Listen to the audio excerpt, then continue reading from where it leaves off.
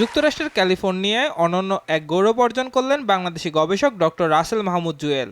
৯৬টি দেশের ৬৬১ জন স্নাতককে পেছনে ফেলে অর্জন করেছেন মর্যাদাপূর্ণ doctor John Lee legacy of leadership award. একই সঙ্গে ওয়েস্ট ক্লিফ ইউনিভার্সিটি থেকে সম্পূর্ণ করেছেন doctor of business administration degree.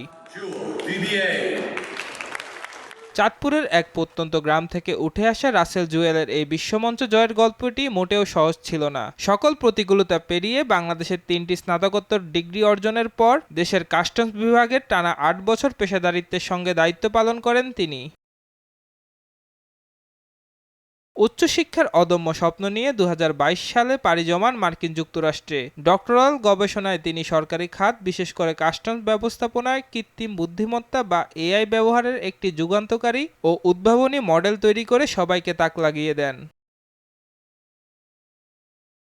তার এই অসামান্য শিক্ষাগত সাফল্য, গবেষণা ও নেতৃত্বের স্বীকৃতি দিতে বিশ্ববিদ্যালয়ের প্রেসিডেন্ট ডক্টর অ্যান্টনি লি স্বয়ং ভূয়সী প্রশংসা করেন। অনুষ্ঠান মঞ্চে ডক্টর জুয়েলের সমাজসেবামূলক কর্মকাণ্ড ও মেধার মূল্যায়ন করে তুলে ধরা হয় তার এই সাফল্যের পেছনের গল্পকে। পুরস্কারের এই গৌরবময় অধ্যায়টি ডক্টর জুয়েলের দীর্ঘদিনের কঠোর পরিশ্রম ও অধ্যবসায়কে সার্থকতায় রূপ দিয়েছে। বিশ্ববিদ্যালয়ের শীর্ষ কর্মকর্তা ও শিক্ষকদের ভালোবাসা আর অকুণ্ঠ সম্মান আন্তর্জাতিক অঙ্গনে আরও একবার বাংলাদেশের নাম উজ্জ্বল করল। আজহার স্বপ্নীল, RTV।